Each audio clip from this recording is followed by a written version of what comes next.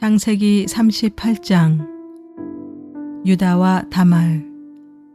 그 무렵에 유다는 형제들에게서 떨어져 나가 히라라고 하는 아둘람 사람이 사는 곳으로 가서 그와 함께 살았다. 유다는 거기에서 가나안 사람 수아라고 하는 사람의 딸을 만나서 결혼하고 아내와 동침하였다. 그가 임신하여 아들을 낳으니 유다가 그 아들 이름을 에르라고 하였다. 그가 또 임신하여 아들을 낳았다. 이번에는 아이의 어머니가 그 아들 이름을 오난이라고 하였다. 그가 또다시 아들을 낳고 이름을 셀라라고 하였다. 그가 셀라를 낳은 곳은 거십이다.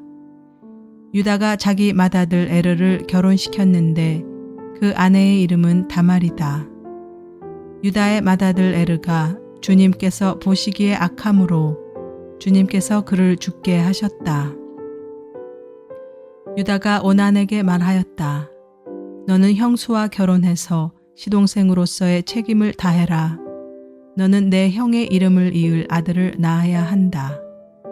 그러나 오난은 아들을 낳아도 그가 자기 아들이 안 되는 것을 알고 있었으므로 형수와 동침할 때마다 형의 이름을 이을 아들을 낳지 않으려고 정액을 땅바닥에 쏟아버리곤 하였다. 그가 이렇게 한 것이 주님께서 보시기에 악하였다. 그래서 주님께서는 오난도 죽게 하셨다. 유다는 자기의 며느리 다말에게 말하였다.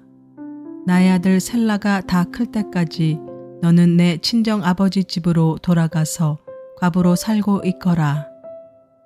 유다는 셀라를 다말에게 주었다가는 셀라도 제 형들처럼 죽을지 모른다고 생각하였다. 그 뒤에 오랜 세월이 지나서 수아의 딸 유다의 아내가 죽었다. 곡을 하는 기간이 끝났을 때 유다는 친구 아둘람 사람 히라와 함께 자기 양들의 털을 깎으러 딥나로 올라갔다. 다말은 너의 시아버지가 양털을 깎으러 딥나로 올라간다 하는 말을 전해 듣고서 과부의 옷을 벗고 너울을 써서 얼굴을 가리고 딥나로 가는 길에 있는 에남 어귀에 앉았다. 그것은 막내 아들 셀라가 이미 다 컸는데도 유다가 자기와 셀라를 짝지어주지 않았기 때문이다. 길을 가던 유다가 그를 보았지만 얼굴을 가리고 있었으므로 유다는 그가 창녀인 줄 알았다. 그래서 유다는 그가 자기 며느리인 줄도 모르고 길가에 서 있는 그에게로 가서 말하였다. 너에게 잠시 들렀다가마 자 들어가자. 그때 그가 물었다. 저에게 들어오시는 값으로 저에게 무엇을 주시겠습니까? 유다가 말하였다. 나의 가축대에서 새끼 염소 한 마리를 보내마. 그가 물었다. 그것을 보내실 때까지 어떤 물건이든지 담보물을 주시겠습니까?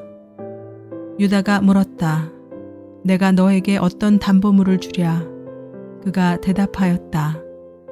가지고 계신 도장과 허리끈과 가지고 다니시는 지팡이면 됩니다. 그래서 유다는 그것들을 그에게 맡기고서 그에게 들어갔는데 다말이 유다의 아이를 임신하게 되었다. 다말은 집으로 돌아와서 너울을 벗고 도로 과부의 옷을 입었다. 한편 유다는 자기 친구 아둘람 사람 편에 새끼 염소 한 마리를 보내고 그 여인에게서 담보물을 찾아오게 하였으나 그 친구가 그 여인을 찾지 못하였다. 그 친구는 거기에 사는 사람들에게 에나임으로 가는 길가에 서 있던 창녀가 어디에 있느냐고 물었다. 그러나 그들의 말이 거기에는 창녀는 없다고 하였다. 그는 유다에게 돌아가서 말하였다. 그 여인을 찾지 못하였네. 그보다도 거기에 사는 사람들이 그러는데 거기에는 창녀가 없다고 하네. 유다가 말하였다. 가질 테면 가지라지. 잘못하다가는 창피만 당하겠네. 어찌하였든지 나는 새끼 염소 한 마리를 보냈는데 다만 자네가 그 여인을 찾지 못한 것뿐일세. 석 달쯤 지난 다음에 유다는 자기의 며느리 다말이 창녀짓을 하여 임신까지 했다는 소문을 들었다. 유다가 명하였다. 그를 끌어내어 화형에 처하여라. 그는 끌려 나오면서 시아버지에게 전가를 보냈다. 저는 이 물건 임자의 아이를 배웠습니다. 하고 말하였다. 다말은 또 말을 계속하였다. 잘 살펴보십시오. 이 도장과 이 허리끈과 이 지팡이가 누구의 것입니까? 유다는 그 물건들을 알아보았다. 그 아이가 나보다 옳다. 나의 아들 셀라를 그 아이와 결혼시켰어야 했는데 하고 말하였다. 유다는 그 뒤로 다시는 그를 가까이 하지 않았다. 다말이 몸을 풀 때가 되었는데 태 안에는 쌍둥이가 들어있었다. 아기를 막 낳으려고 하는데 한 아이가 손을 내밀었다. 산파가 진홍색 실을 가져다가 그 아이의 손목에 감고서 말하였다. 이 아이가 먼저 나온 녀석이다. 그러나 그 아이는 손을 안으로 다시 끌어들였다. 그런 다음에 그의 아우가 먼저 나왔다. 산파가 어찌하여 내가 터뜨리고 나오느냐 하고 말하였다. 그래서 이 아이 이름을 베레스라고 하고 그의 형 곧 진홍색 실로 손목이 묶인 아이가 뒤에 나오니 아이 이름을 세라라고 하였다. 창세기 39장. 요셉과 보디발의 아내. 요셉이 이집트로 끌려갔다. 요셉을 이집트로 끌고 내려간 이스마엘 사람들은 바로의 신하인 경호대장 이집트 사람 보디발에게 요셉을 팔았다. 주님께서 요셉과 함께 계셔서 앞길이 잘 열리도록 그를 돌보셨다. 요셉은 그 주인 이집트 사람의 집에서 살게 되었다. 그 주인은 주님께서 요셉과 함께 계시며 요셉이 하는 일마다 잘 되도록 주님께서 돌보신다는 것을 알았다. 주인은 요셉이 눈에 들어서 그를 신복으로 삼고 집안일과 재산을 모두 요셉에게 맡겨 관리하게 하였다. 그가 요셉에게 자기의 집안일과 그 모든 재산을 맡겨서 관리하게 한 그때부터 주님께서 요셉을 보시고 그 이집트 사람의 집에 복을 내리셨다. 주님께서 내리시는 복이 주인의 집안에 있는 것이든지 밭에 있는 것이든지 그 주인이 가진 모든 것에 미쳤다. 그래서 그 주인은 자기가 가진 모든 것을 요셉에게 맡겨서 관리하게 하고 자기의 먹거리를 빼고는 아무것도 간섭하지 않았다. 요셉은 용모가 준수하고 잘생긴 미남이었다. 일이 이렇게 된 지 얼마 지나지 않아서 주인의 아내가 요셉에게 눈짓을 하며 나하고 침실로 가요 하고 꾀었다. 그러나 요셉은 거절하면서 주인의 아내에게 말하였다. 주인께서는 모든 것을 나에게 맡겨 관리하게 하시고는 집안일에는 아무 간섭도 하지 않으십니다. 주인께서는 가지신 모든 것을 나에게 맡기셨으므로 이 집안에서는 나의 위에는 아무도 없습니다.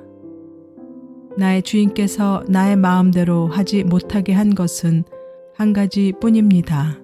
그것은 마님입니다. 마님은 주인 어른의 부인이시기 때문입니다. 그런데 내가 어찌 이런 나쁜 일을 저질러서 하나님을 거역하는 죄를 지을 수 있겠습니까? 요셉이 이렇게 말하였는데도 주인의 아내는 날마다 끈질기게 요셉에게 요구해왔다. 요셉은 그 여인과 함께 침실로 가지도 않았을 뿐만 아니라 아예 그 여인과 함께 있지도 않았다. 하루는 요셉이 할 일이 있어서 집 안으로 들어갔는데 그 집 종들이 집 안에 하나도 없었다. 여인이 요셉의 옷을 붙잡고 나하고 침실로 가요 하고 졸랐다. 그러나 요셉은 붙잡힌 자기의 옷을 그의 손에 버려둔 채 뿌리치고 집 바깥으로 뛰어나갔다. 여인은 요셉이 그 옷을 자기의 손에 버려둔 채 집 바깥으로 뛰어나가는 것을 보고 집에서 일하는 종들을 불러다가 말하였다. 이것 좀 보아라. 주인이 우리를 웃음거리로 만들려고 이 히브리 녀석을 데려다 놓았구나. 그가 나를 욕보이려고 달려들기에 내가 고함을 질렀더니 그는 내가 고함 지르는 소리를 듣고 제 옷을 여기에다 내버리고 바깥으로 뛰어나갔다. 이렇게 말하고 그 여인은 그 옷을 곁에 놓고 주인이 집으로 돌아오기를 기다렸다. 주인이 돌아오자 그에게 이렇게 일러 바쳤다. 당신이 데려다 놓은 저 히브리 사람이 나를 농락하려고 나에게 달려들었어요. 내가 사람 살리라고 고함을 질렀더니 옷을 내 앞에 버려두고 바깥으로 뛰어나갔어요. 주인은 자기 아내에게서 당신의 종이 나에게 이 같은 행패를 부렸어요 하는 말을 듣고서 화가 치밀어 올랐다. 요셉의 주인은 요셉을 잡아서 감옥에 가두었다. 그곳은 왕의 죄수들을 가두는 곳이었다. 요셉이 감옥에 갇혔으나 주님께서 그와 함께 계시면서 돌보아 주시고 그를 한결같이 사랑하셔서 간수장의 눈에 들게 하셨다. 간수장은 감옥 안에 있는 죄수를 모두 요셉에게 맡기고 감옥 안에서 일어나는 온갖 일을 요셉이 혼자 처리하게 하였다. 간수장은 요셉에게 모든 일을 맡기고 아무것도 간섭하지 않았다. 그렇게 된 것은 주님께서 요셉과 함께 계시기 때문이며 주님께서 요셉을 돌보셔서 그가 하는 일은 무엇이나 다 잘되게 해주셨기 때문이다. 창세기 40장. 요셉이 시종장의 꿈을 해몽하다. 이런 일들이 있은 지 얼마 뒤에 이집트 왕에게 술잔을 올리는 시종장과 빵을 구워 올리는 시종장이 그들의 상전인 이집트 왕에게 잘못을 저지른 일이 있었다. 바로가 그 두 시종장, 곧 술잔을 올리는 시종장과 빵을 구워 올리는 시종장에게 노하셔서 그들을 경호대장의 집안에 있는 감옥에 가두었는데 그곳은 요셉이 갇힌 감옥이었다. 경호대장이 요셉을 시켜서 그 시종장들의 시중을 들게 하였으므로 요셉이 그들을 받들었다. 그들이 갇힌 지 얼마 뒤에 감옥에 갇힌 두 사람, 곧 이집트 왕에게 술잔을 올리는 시종장과 빵을 구워 올리는 시종장이 같은 날 밤에 꿈을 꾸었는데 꿈의 내용이 저마다 달랐다. 다음 날 아침에 요셉이 그들에게 갔는데 요셉은 그들에게 근심스런 빛이 있음을 보았다. 그래서 요셉은 자기 주인의 집에 자기와 함께 갇혀 있는 바로의 두 시종장에게 물었다. 오늘은 안색이 좋아 보이지 않습니다. 왜 그러십니까? 그들이 그에게 대답하였다. 우리가 꿈을 꾸었는데 해몽할 사람이 없어서 그러네. 요셉이 그들에게 말하였다. 해몽은 하나님이 하시는 것이 아닙니까? 나에게 말씀하여 보시기 바랍니다. 술잔을 올리는 시종장이 자기가 꾼 꿈 이야기를 요셉에게 하였다.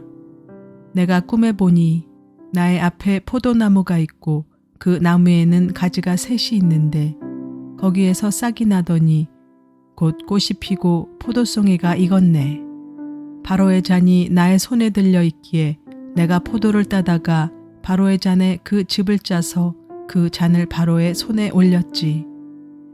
요셉이 그에게 말하였다. 해몽은 이러합니다.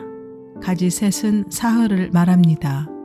앞으로 사흘이 되면 바로께서 시종장을 불러내서 직책을 되돌려 주실 것입니다. 시종장께서는 전날 술잔을 받들어 올린 것처럼 바로의 손에 술잔을 올리게 될 것입니다.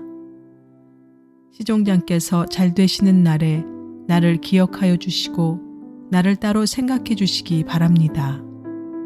그리고 바로에게 나의 사정을 말씀드려서 나도 이 감옥에서 풀려나게 해주시기 바랍니다. 나는 히브리 사람이 사는 땅에서 강제로 끌려온 사람입니다. 그리고 여기에서도 내가 이런 구덩이 감옥에 들어올 만한 일은 하지 않았습니다. 빵을 구워 올리는 시종장도 그 해몽을 듣고 보니 좋아서 요셉에게 말하였다. 나도 한 꿈을 꾸었는데 나는 빵이 담긴 바구니 3개를 머리에 이고 있었네. 제일 위에 있는 바구니에는 바로에게 드릴 온갖 구운 빵이 있었는데 새들이 내가 이고 있는 바구니 안에서 그것들을 먹었네. 요셉이 말하였다. 해몽은 이러합니다. 바구니 셋은 사흘을 말합니다. 앞으로 사흘이 되면 바로께서 시종장을 불러내서 목을 베고 나무에 매다실 터인데 새들이 시종장의 주검을 쪼아먹을 것입니다. 그러한 지 사흘째 되는 날, 그날은 바로의 생일인데 왕은 신하들을 다 불러 모으고 잔치를 베풀었다. 술잔을 올리는 시종장과 빵을 구워 올리는 시종장이 신하들이 모인 자리에 불려 나갔다. 바로에게 술을 따라 올리는 시종장은 직책이 회복되어서 잔에 술을 따라서 바로의 손에 올리게 되고 빵을 구워 바치는 시종장은 매달려서 처형되니 요셉이 그들에게 해몽하여 준 대로 되었다. 그러나 술잔을 올리는 시종장은 요셉을 기억하지 못하였다. 그는 요셉을 잊고 있었다.